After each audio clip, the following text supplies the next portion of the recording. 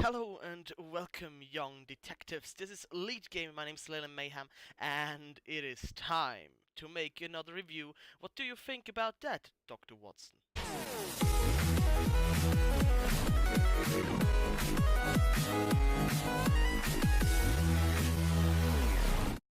Welcome back, boys and girls, to another review. Today on the list, Sherlock Holmes, the Devil's Daughter.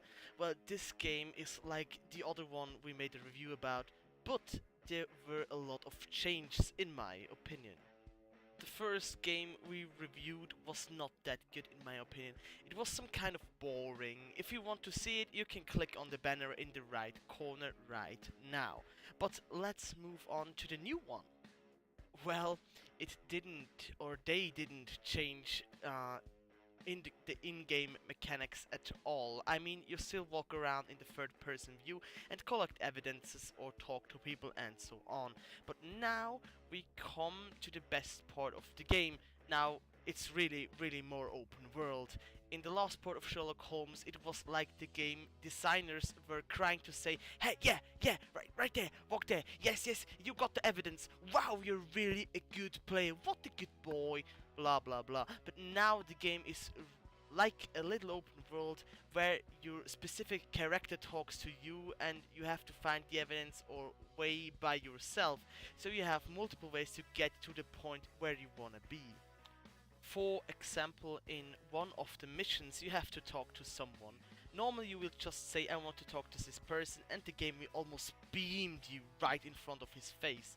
So you didn't need to walk around or anything. Now there are only little evidences. You get like the street name or something, and then you have to find the way by yourself to the point where you get the information, which makes the game even more of a thinking game, and I have to say a little more complicated, which is nice. Because if I want to play a game where I'm a detective, I want a challenge and little evidences, not a map with a big red cross on it where it says walk here and you will get what you need, idiot.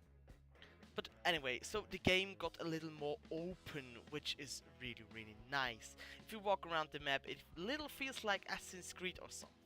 The next big thing is that you have little missions inside a mission, and what is a big thing that makes me happy, you can actually play other characters. To show you an example for both, I will tell you what happened when you had to follow someone. You had to quickly walk up to a kid and give him some money. Then the game changed yourself into the skin of this boy and you had to shadow this guy in Assassin's Creed style. Find your way around objects and be stealthy and walk on boards in the air and stuff like that. Where you shouldn't lose line of sight of the guy more than 20 seconds and not getting caught by his eyes, which makes the game much more interesting to play in my opinion. It also gets a little more realistic than ever before. Next big change is that you can fail at analyzing someone. Before you had that, you could make it analysis really easy, and when you didn't see everything, they just told you in the end. Now you will fail the analysis and you have to do it again and again until you have everything correctly combined, which is really good feature. It teaches you to be exact. I mean, that's how Mr. Holmes actually works, right? Next really nice little thing is that the scenes are really more action packed. The quick time events are much better than the last game, which makes it harder and far more better. The story became better too in our opinion. It's a little more complicated after all, more special and innovative. Not like the first game where the story was some kind of clear. You could almost read out the story of a script in a soap or something. What they didn't change at all, which I think is absolutely okay, is the way you will combine the evidences and scenes happen in the little some kind of brain map you have in the menu. All in all, the game is really good and really entertaining now. It's almost never got boring, always quick time events and combining and searching for evidences, everything changing just in the right time so the game keeps its some kind of freshness, you know? Okay, let's move on onto the rating. The game gets a solid 8 of 10 points. And why? There is one thing that really got us nervous all the time: long screen loading time. I know you can't put a big map on a console with pretty low hardware and expect it to be load in seconds, but it really gets a fucking annoying after a while of playing, which makes it far less enjoyable. But all in all, this is a huge step since the last game. Okay, now let's just get this stuff together for a rating summary. Story? Check. Gameplay? Check. Quick time events? Check. Graphics? Check. Detective?